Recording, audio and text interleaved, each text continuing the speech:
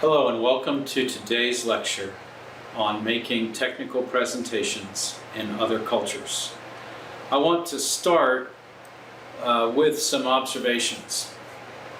We're going to talk about things that you need to be careful of and properly plan for and manage when you're going to be doing a presentation of something that your company might care about in another country. So for example, let's say that you graduate from college here, you get a job working for some manufacturer someplace, and you get put on the project to develop the new whatever your company produces, the new Wizmo Gidget, and then an opportunity comes up to partner with a company over in Japan or a company over in China or a company over in India or some other place, and you get assigned the job of going with a team of people over there, and your job is to make a presentation to that group on your new Wizmo Gidget product. Because the boss is hoping that when they see the new product and get the presentation that they will agree to partner with you and help represent your product in their market. Let's say that's what's going on. That would be typical. So, is there anything special that you need to know about doing those presentations then? Yes, a lot. And to contrast, let's talk for a moment about things that make for good presentations in an American corporate environment. Number one, probably don't want to dress up too much unless it's a sales presentation. But if it's a technical presentation, probably want to stay fairly casual like I am now. And you want to make a lot of eye contact with the audience. You probably want to move around some when you're doing the presentation. You certainly wouldn't want to stand behind a podium off in the corner someplace reading a presentation. A lot of ad-lib, a lot of extemporaneous explanation of what's on the slides behind you. And really effective presentations are going to encourage and engender discussion between you and the people you're presenting to, because the more discussion happening, the more they're engaged, the more they're paying attention, and the better communication is going to be happening between you and them. Also, in terms of lighting in the room, you want the lighting to normally be up so that you're well lit, because you're the primary thing happening in that presentation. Even if you have a lot of technical detail about the product happening behind the scenes, people are judging you and your company based primarily on their impressions of you. All right, so a lot of these rules are going to change when we talk about how we're going to make presentations in other cultures. Today's lecture is extracted and quoted freely from the article that you have there in front of you on the slide, called Going Global, written by Dave Zelinsky.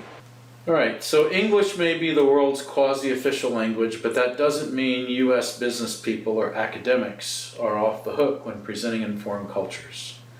So this is all about an article that Dave has written to help you be more effective in doing that. So a lot of those presentations that you'll be called on to do these days are going to happen in the Pacific Rim. And in the Pacific Rim, face is a big thing. What do we mean by face? Well, face is more than just not being embarrassed. Somebody who loses face is more than just being insulted. They are having their ability to function in that society be degraded. So you're actually damaging them, and you're damaging their ability to interact and prosper in the culture. So people in face-saving cultures, or we call them collectivist cultures, People in those cultures are very cognizant of not bringing damage to somebody else accidentally. So they spend a lot of time making sure that face is preserved. As a general rule, we're not nearly that sensitive to that issue in our culture, and so we can be blind to a lot of the issues surrounding face. When you are blind to them and you don't act as though you're sensitive to them, then you will appear oftentimes to be a barbarian, somebody that they don't want to do business with because that person's not completely human. I have a son that lived in China for nearly a decade, and he tells me that the Chinese view of American businessmen is not really a very complimentary one.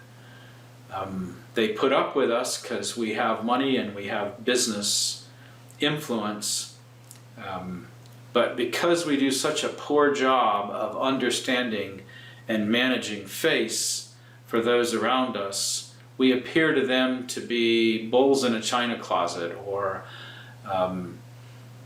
mad warriors throwing fiery darts all over the place, and who knows what will get lit on fire or destroyed just because you have this guy in the same meeting with you.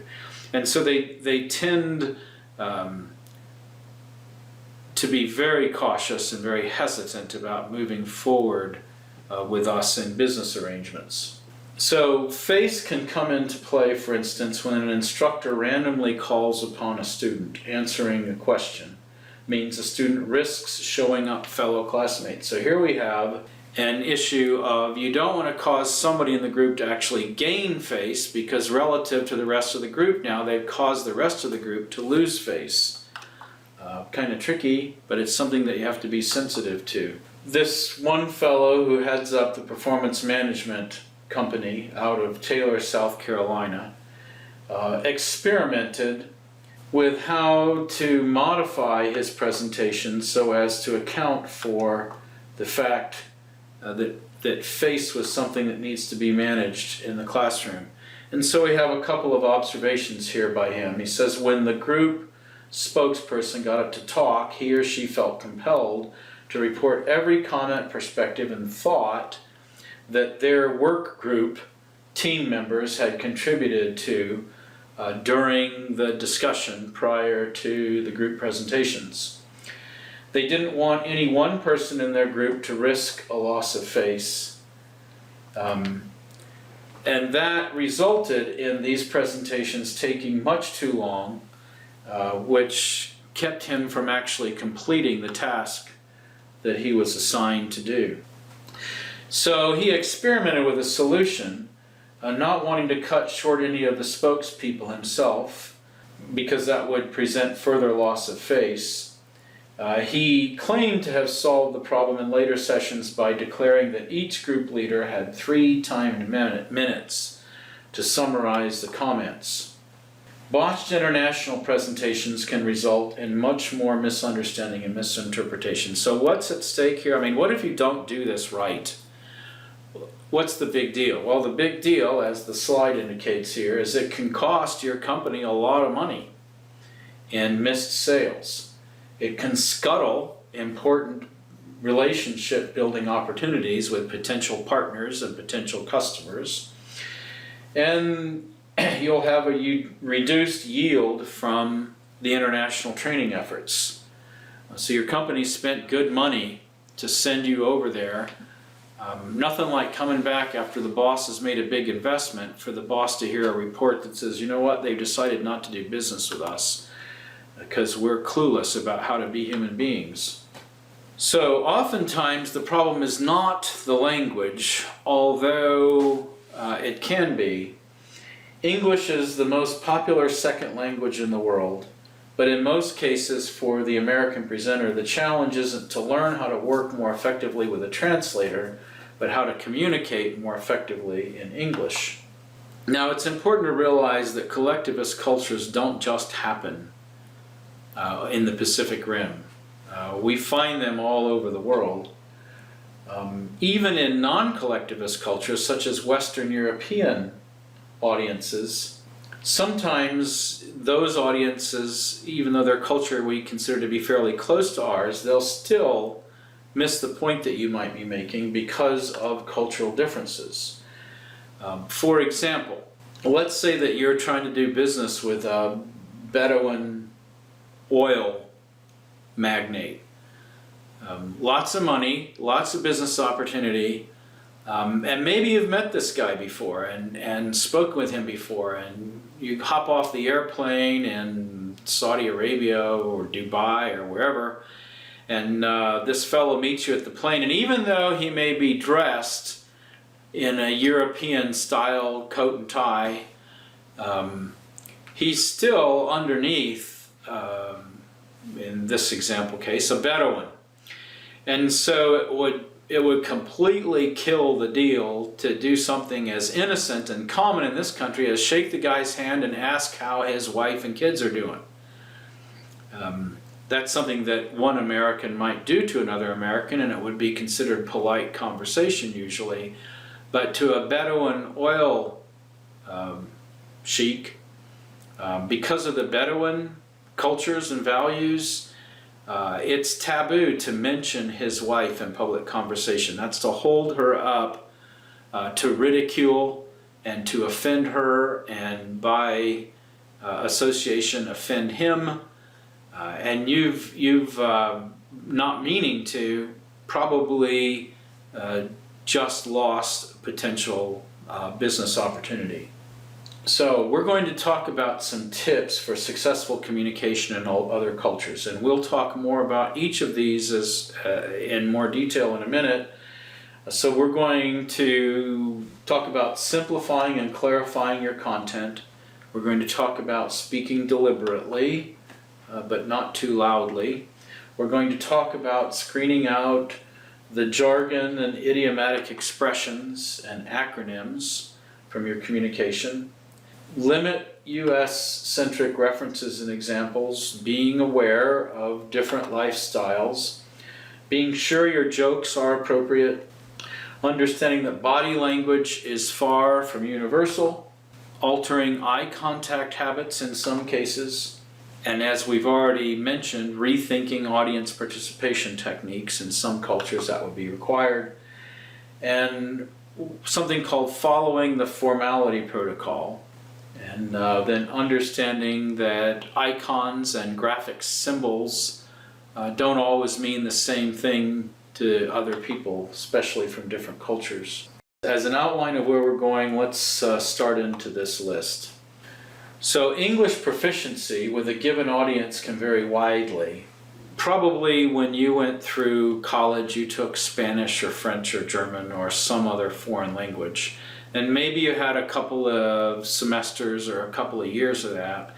And I would just ask the question, so how good is your Spanish? Or fill in whatever language you took.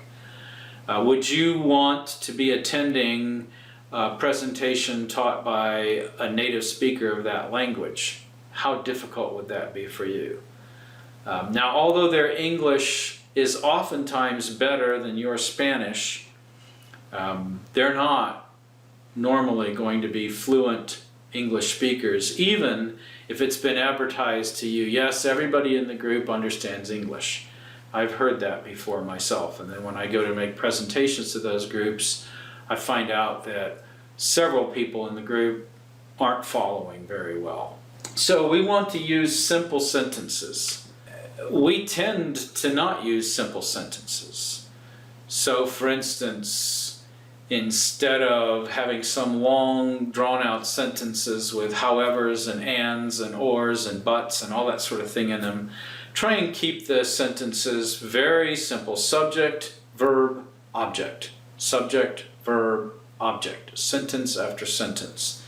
Make clear transitions. Avoid digressions. Now, we insert digressions into our presentations in this country because we're trying to illustrate a point. And there's no question that the audience, if it's an American audience, is going to understand that, he's off over here with an example to help illustrate the point he was making.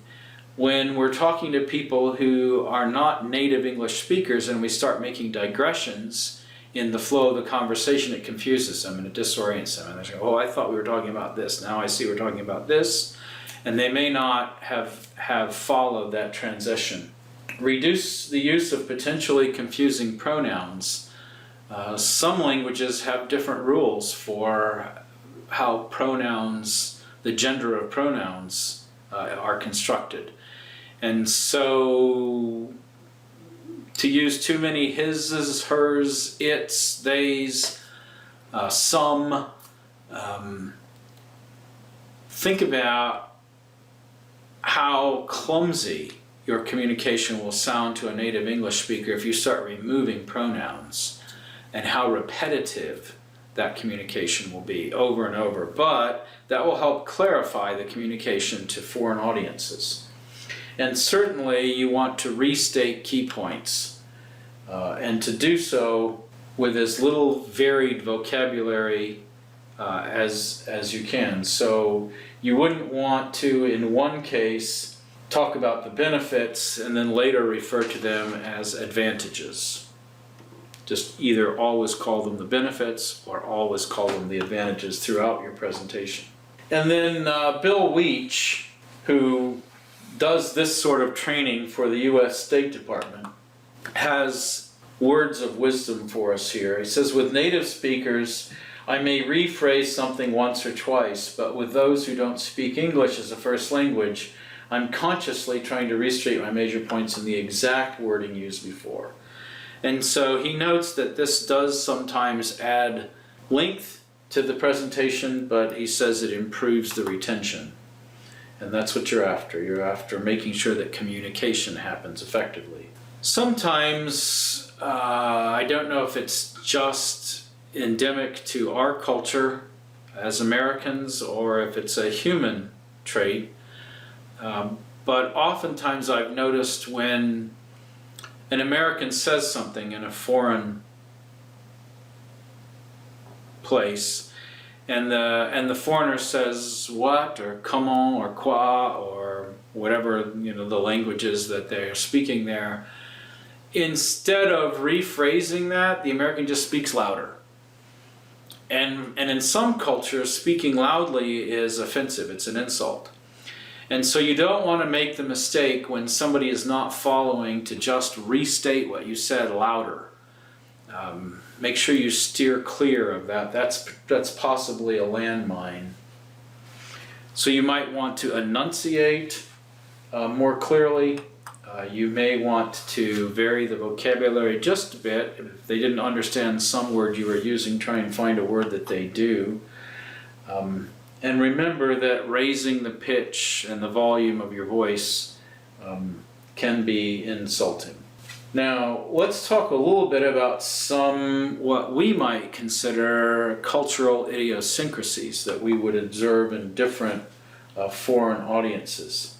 So the example that we have here is of one American that was making a presentation in Finland. He hadn't done this before, and so when the folks in his audience, when the Finns just sat in their chairs sort of at attention and stared at him without expression, he thought that they were bored, probably weren't following, and he got increasingly animated to try and engage them and attract their attention and pull them out of their stupor, not understanding that in the Finnish culture, to show respect and that you're fully engaged and fully concentrating on the speaker, you sit quietly without movement at attention and just give the speaker your eye contact without any sort of facial expressions. That's the highest form of respect and attention. And so this guy up there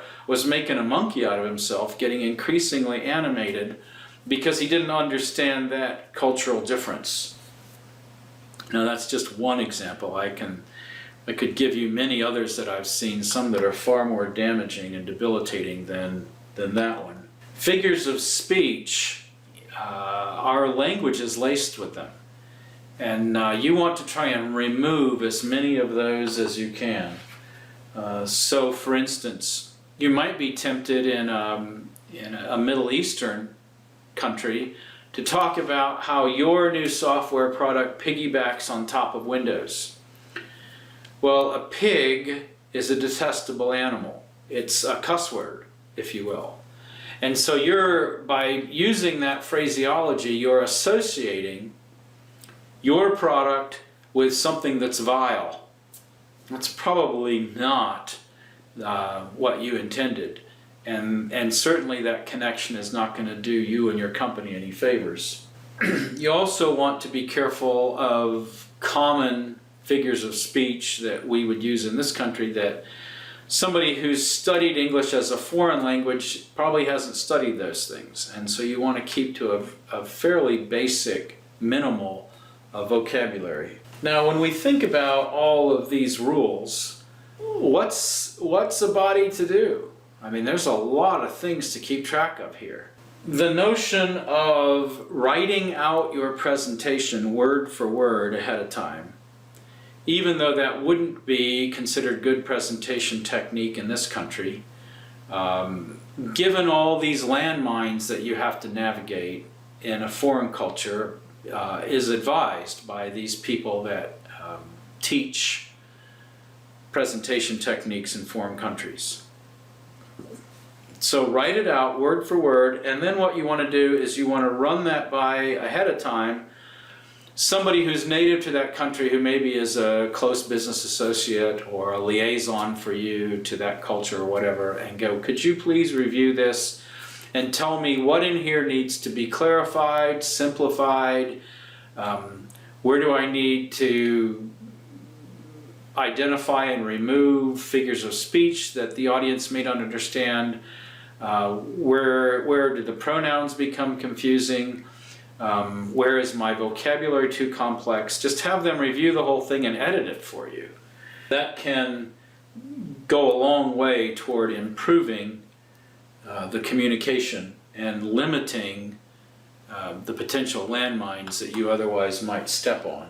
Another thing that you want to be careful of in your presentations are US-centric references and examples. Americans in many parts of the world already have a reputation for being arrogant. I know when I was growing up in France, it was interesting because Americans not trying to be arrogant, when I looked at them through French eyes, Americans just acting normal acted like arrogant French people. So when the French people saw Americans and their mannerisms and the way that they interacted with other people, since it was very similar to a French person being arrogant, they made the connection that the American was an arrogant person. Sometimes that reputation is well deserved, but not usually. It's just a consequence of the fact that what's normal in our culture is oftentimes not normal in other cultures and would be characteristic of people not lined up with the mean in the culture. And so we have to be very careful then, extra sensitive to the notion of the fact that we're the best provider of this in the world, or we're the superior in market share because this is the United States or whatever. Those sorts of references are probably not going to stand you in the best stead, although they may be great things to say in this country to impress a potential client. It's going to have the opposite impact in many other countries. Then we have an example here on the slide of this one person who, when she was presenting overseas for the first time, used examples of US companies that had successfully used her product or her company's service. And all of her examples were of US companies. Now, to this point, they hadn't been in foreign markets, and so there weren't any success stories yet. But to the people in the foreign markets, this sounded like only Americans could be successful at doing this.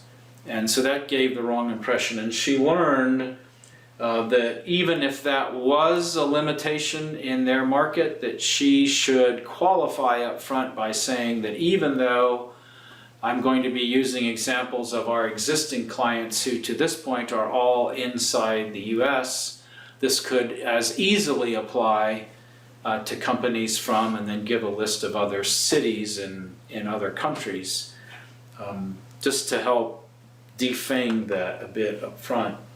And then being aware of different lifestyles. American speakers might make a sarcastic remark about a manager having somebody in the family on the payroll. Well, in our country, we tend to make fun of that sort of thing because the assumption is that the company isn't putting the best people in that position, they're putting Uncle Jack in that position, or Cousin Bill, or my husband, or whatever. When we see that in our culture, we're assuming that family favoritism is producing folks who aren't going to be as good in servicing us as though they'd gone out to find a more competitive person.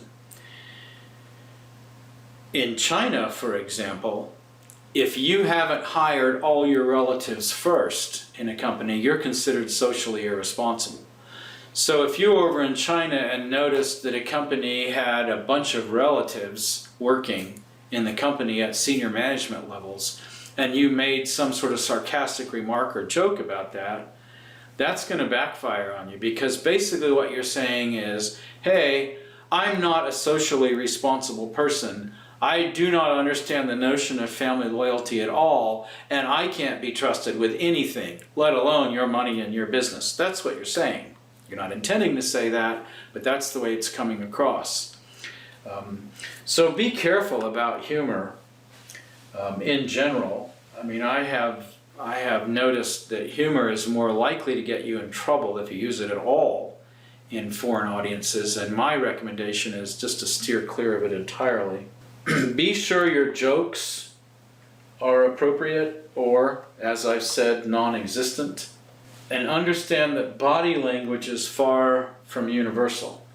So pointing with the index finger is considered impolite in most Middle Eastern and East Asian countries, where they point by extending a closed fist, or some cultures will point with their nose, looking in a particular direction.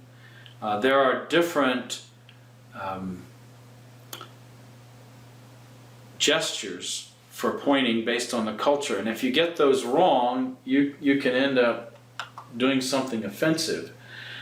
Here's an example. The OK sign, A-OK. Our product is A-OK. In Brazil, that would be considered an obscene gesture, and Brazil isn't the only place in the world. Here's one interesting. Yep. What do I think of our product? Thumbs up. In Australia, that's a rude gesture. Okay, so again, without meaning to, you've associated your product, your service, your company with something you really don't want to be associated with. And then, to really confuse things, we have a couple of countries here, in Greece and Bulgaria, for example.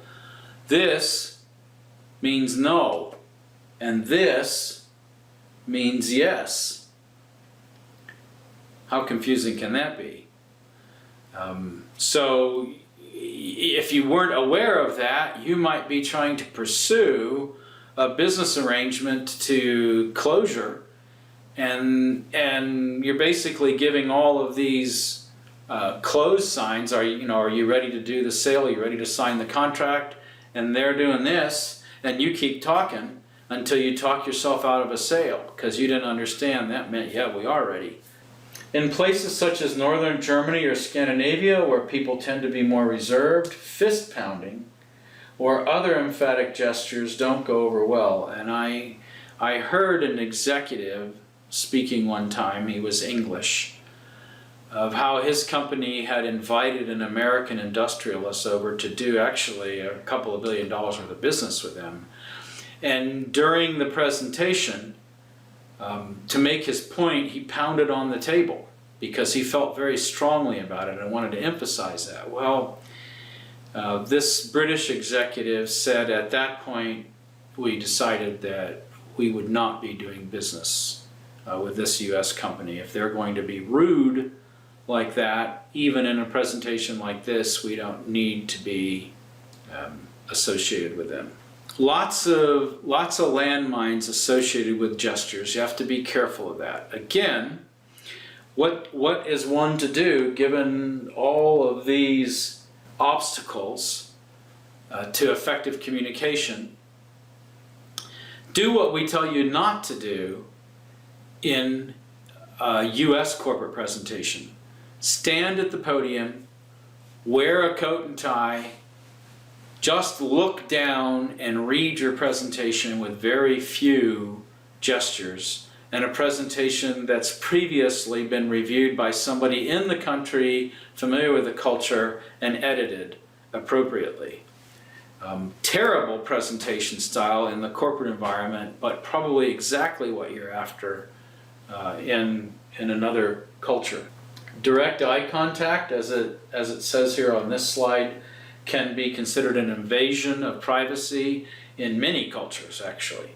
And so in those places, instead of making direct eye contact with people in the audience, you would probably want to adopt the attitude of looking over their heads and scanning back and forth over their heads, or, as I said, just focusing on the presentation that you're reading at the podium. And we saw an example earlier in this presentation about rethinking audience participation techniques. Normally, that's going to be a bad idea. And in some cultures, it's worse than others. But make sure that if you're thinking of using audience participation technique, that you've properly researched that culture and that audience that you'll be speaking to, and that they are going to be receptive of that in a positive way. Also, in this country, we would consider it good communication style in a corporate setting to engage people in discussions, even sometimes debate over the pros and cons of different options that we might be presenting for a decision. In many other cultures, that would cause the audience to become very uncomfortable, and you would want to avoid it. All right, so as we said, you want to follow the formality protocol. In most other cultures on the planet, they are going to view the presenter as being somebody in a position of authority, and the person needs to dress appropriately. So wear a suit and a tie. Always try and dress better than the audience that you're presenting to. In this country, unless you're in a sales presentation or unless you're in an official news release sort of situation, you wouldn't want to dress above the audience. You want to dress to the audience's level. Okay, so be careful in these other cultures about becoming too casual. This could put your audience at ease. And we've talked about the laugh thing. So in this country, we can turn potential business audiences off by being too absolute in our statements. In most other cultures on the planet, the opposite would be true. If you're going to not be committed to a recommended course of action and be absolute and authoritative about the need to pursue that course of action, it will come across not as you being intolerant like it might in our country, but it will come across as you having inadequate authority and expertise to be the person that should be recommending a course of action. This is a subtlety, but it's a very important one. So people in these cultures are conditioned to expect absolute truth, and they prefer detailed instructions to broad guidelines. And then those little clip art things and those icons and those other symbols that you might pepper your presentation with from time to time, they can oftentimes be misunderstood. So here's an example. A star symbol was used, and the audience was asked to identify what this meant. they got over a dozen, over 20 different interpretations of what that might mean. So that was, although that might have been in our culture something that says, hey, this is important, this is highlighted, this is good, and we're going to use a star to set that apart. In other cultures, who knows what it means. So you want to be careful of that sort of thing. So what about charts and graphs? Yeah, that's a great thing. You want to maximize the number of charts and graphs in your presentation. If you can make the point that you're trying to communicate with a chart or a graph, then do it that way. The less English, the better. That's the point. Colors. You have to be careful of colors. So we have some examples here. An abundance of green connected to anything that's not really sacred or highly revered in an Islamic country could be considered irreligious. Purple is the color of death and funerals in Brazil and Mexico. So if your company's planning on rolling out a new product with purple wrapping or purple coloring, you might want to rethink the coloring. But certainly in your presentation, you'd want to steer away from those colors. A lot of red in your presentations in ex-Warsaw Pact countries, Eastern European countries, will these days have rather damaging connotations to you and your company. Sometimes just subliminal. I mean, they may not know exactly why they're feeling uncomfortable with you, but you picked the wrong color. All right, many foreign audiences have voracious appetites for handouts and other paper-based takeaways. All right, not a big surprise there. So provide them. If you're doing a presentation, especially if you can provide them ahead of time to the audience so that they'll have a chance to review them, check out the words that they might not be sure of, talk a little bit about the content that they're seeing with others if they need to, so that then when you come to make your presentation, the quality of communication is much higher than it would otherwise have been. All right, so another recommendation here by Weech on using PowerPoints and extra material ahead of time. The notes feature, he recommends using that when you're doing PowerPoint distribution so that you not only have the PowerPoint slide in the top part, but in the bottom part is opportunity for further description and explanation of any point that you want to clarify in the top part of the slide. So you don't want to be turning the lights down because that will confuse them. All right, so in summary, notice all the different peculiarities that we've talked about here that you're going to have to pay attention to. And this was just a sampling. The list is much longer than what we've presented here. So we're not intending to make you an expert in making presentations in foreign cultures, but instead to open your eyes to understand that there's a lot of landmines out there that you might be unaware of. That if you're not extra sensitive to it, if you don't get help from people who are already in that culture and friendly to you and your needs, that you're probably going to have a very difficult time communicating effectively in the way that you intended to communicate. So a lot of homework, a lot of extra work, and don't go, and this is a heavy emphasis of this presentation, don't go with the kinds of presentation techniques that would cause you to be successful in a US corporate environment, because oftentimes those are the exact wrong things to do in another cultural environment. Thank you.